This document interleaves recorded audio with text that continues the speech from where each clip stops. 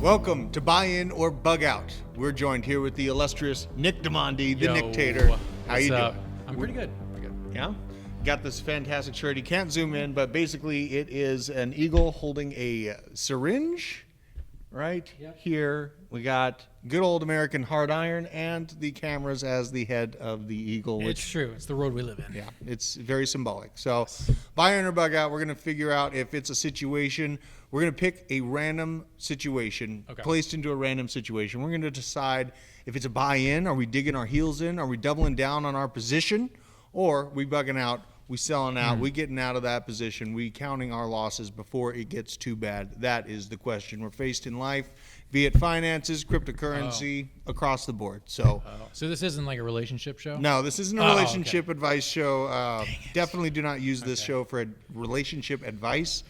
Or maybe you need to if you're in Canada and you're surrounded by liberals who won't help you at the end of the world. So do they call them liberals in Canada? They could be parameters. I'm just throwing it out there. Depends on your situation. You know what I mean? Yeah. Be fluid with that, but not too fluid, as we've seen. So we have one of three choices we can choose from. Okay. They're all connected to numbers. So you get to choose a number between 1 to 3. What's the number you're going with? 3. 3? All right. Oh, that's so violent. Yeah. Oh, yes! EMP. That's what we get. Oh, these are awesome. And that's the one I was hoping you would choose. I know, right? We're in this situation. Nick just chose number 3. Random chaos of reality hit. We just got hit with an EMP. Yeah. A nuke went off over Kansas and blanketed the United States in a gigantic cataclysm. We have water filtration systems shutting down. We have probably about 6 hours in city centers before really bad behavior begins. Okay. So you got to keep in mind the chaos doesn't kick off immediately. People will start to notice that not only does your phone not work, but then your vehicle doesn't work, then your bank account doesn't work, right? You have... This sounds like a great day. It's a great day. You have compounding situations that basically, keep in mind, Americans are probably 3 meals away from really bad behavior in general as it is. Yep. You're taking away the electrical grid through an electromagnetic pulse. There's no Grubhub. Big deal. No Grubhub. How will Gen Z eat their $15 burritos without Grubhub? Exactly. They're going to lose their minds. Instant gratification is gone. Think. Yeah. It does. Yeah. It does. So we have number 3, EMP. So here's what's going on. 0 appliances are working. Okay. We have 3 months of food and water. So you already have 3 months of food and water. Okay. Right? And you're also cold and ugly. Okay. So. Okay. Not much has changed. Yeah, I can kind of relate to that. Yeah. I mean, that's going to be a normal situation here. But also where it happens matters a lot, right? We spend most of our time at work. More than likely, you're going to be at work wherever it is that you do work when something like this were to occur. So that's just for all intents and purposes. Let's imagine it happens right here at our work location in the we have more of a metropolitan cityscape type situation right now. Yeah, we're suburban a little bit. There's a lot of suburban. There's a lot of people compacted together. Now, there's also, when you live in an area that people are more compacted together, you're going to have less gardens. You're going to have less victory gardens set up. You're going to have less sustainability with your average neighbor. So you got to keep that in mind about your clock. When the clock is counting down and the EMP is hit, your time frame, if it's 12 hours of good behavior in the city center, it's probably going to be 24, maybe even 2 days if you're in the rural areas, because they're going to have more chickens, they're going to have more food, they're not going to be... More religion. More religion. I said it. More morals, more ethics will be found. I said it. So just keep that in mind. And see, you're the spicy addition. Yeah, Everything I always stop close, and then he brings me over the finish line. So that's the situation. We're at work. Okay. EMP went off. Lights go out. Lights are out. Phones are dead. Phones are dead. What's going on? What are you going to do? Okay, so here's the thing. If I have done my prep work, I'm going to go for my get home bag, which Drew is actually helping me put together. I am. I'm going to go for my get home bag, and then I'm going to kind of like load up on water and food here in the office. Yeah. And then start moving home. Start moving toward the direction. And your vehicle doesn't work. They're all done. But there are models that are pre-82, pre-1982 that will work for the majority of vehicles. They're done. So your car's out. you're walking, you have a get home bag.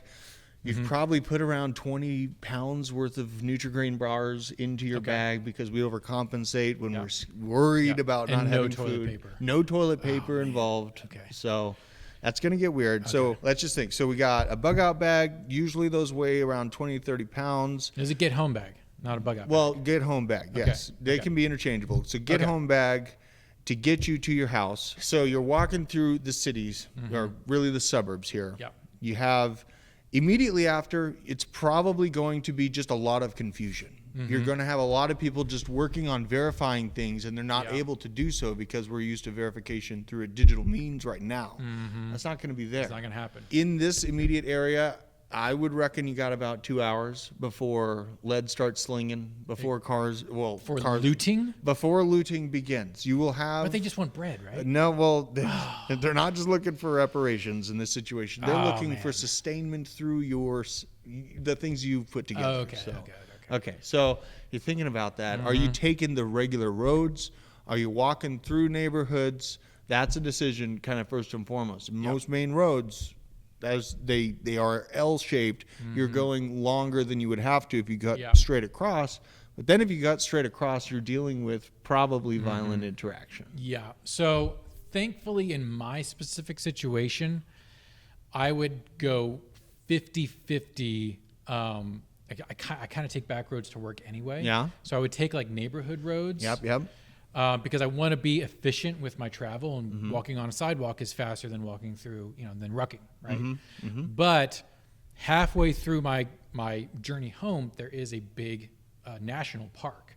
So what I'm going to do is I'm going to sidetrack away from the highways that go around the national park and go through the national park. Yep. Because I'm familiar with it enough to where I'm like, okay, I'll take a hit. I'll move by 25% less speed, but I'm going to be able to pop out on the other side. No one's going to really be around me, get a good feel for what the situation is, take a listen, because in my get home bag or my bug out bag, I'm going to have a radio. There it is. So I'm going to know what the emergency people are doing at that point in time.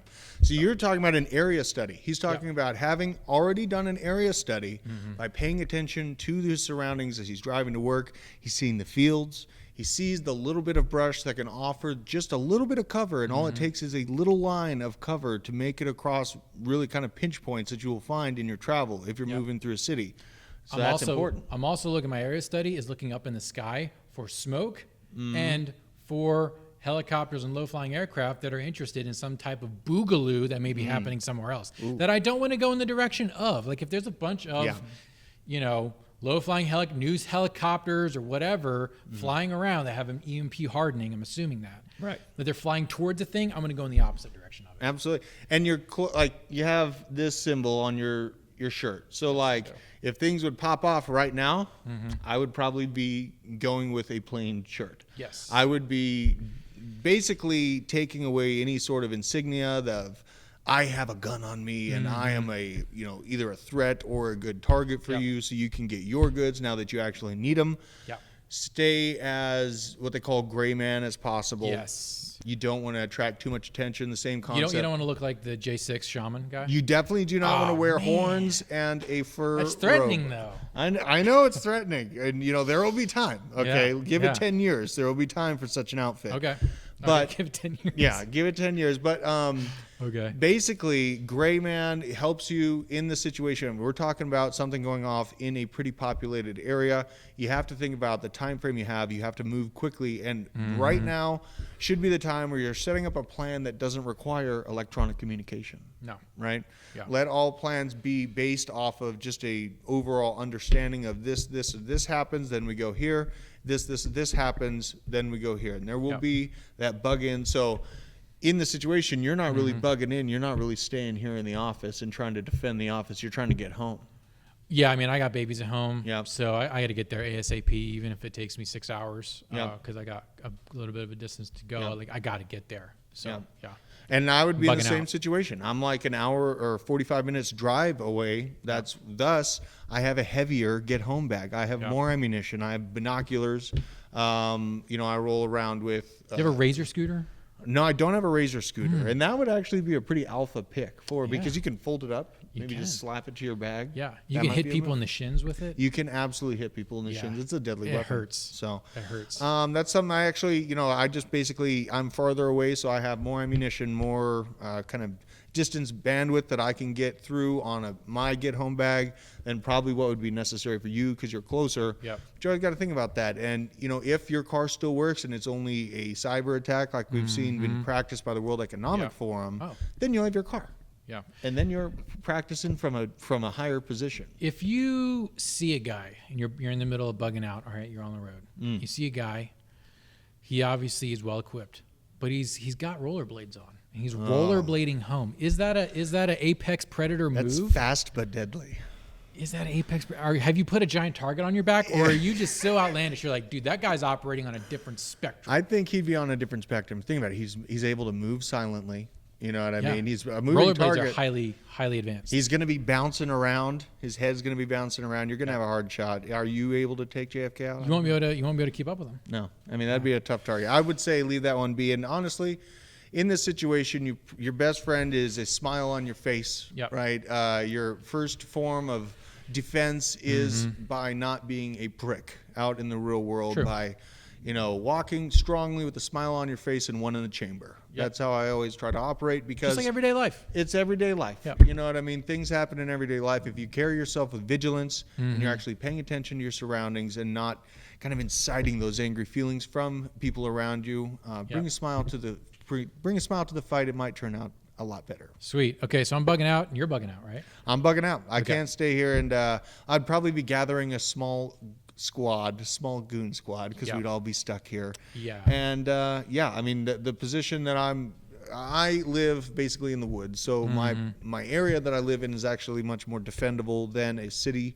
scape. So and that's where a lot of my goods and kind of the dry goods that I put aside for a situation like this are. So I would be definitely getting there. The fact of the matter is you have to act quickly. The violence of action is always the winner in these situations, and you have to know when it's time to go. Read your situation. Be honest with yourself. If the phones and all the other systems are down, but your car still works, get in the car and go. Yeah.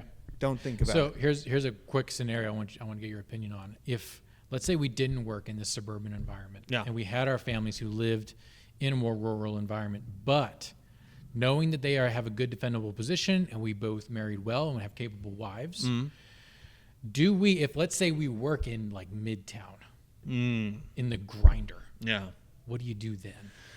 You got to get out of Midtown. You have to get out of Midtown. Really?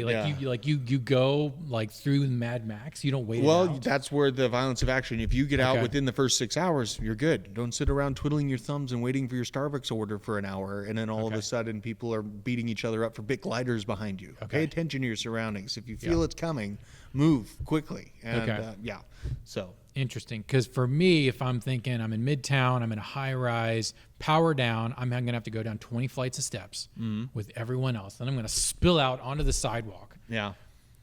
A third of the people I'm going to interact with are already high on fentanyl. That's so true. That's so true. These are blue counties that we're talking about. Yeah. So it's just fentanyl everywhere. All right, so rip up your clothes and cover yourself in paint, and then you should be fine. We do the Daryl Dixon thing in the second episode of Walking Dead, where we coat ourselves with entrails. Yes. And we become a zombie. Or a trash ghillie suit. So if you're in Seattle or San Francisco, you can use a trash bag covered in trash on its exterior to actually cover yourself and make a trash ghillie suit. That's a great weekend project for people who work in high rises and big population centers. You may need a trash ghillie suit in order to get out alive from these population centers. This is incredible alpha that we just offered people. I like it. Well, I mean, I guess the moral of the story is, for any bad situation, don't be there, and walk around with a smile on your face and one in the hip, so that you don't incite anything around you. That'll take you a lot farther than trying to act like the biggest, baddest cheese when the entire world's gone crazy, because there's always someone crazier. So the next two, we're going to make sure to cover these other two options, hyperinflation and pandemic 2.0, on the next episode. Both situations possible. Are they probable? That's the question here. So, Sweet. Until next time. Thank you for joining us today on Bug In or Bug Out with the Nictator himself. Make sure to smash that like button if you love your freedom. Also, you probably should subscribe. It costs you nothing, and you'll gain everything, including all the knowledge that we have on this channel.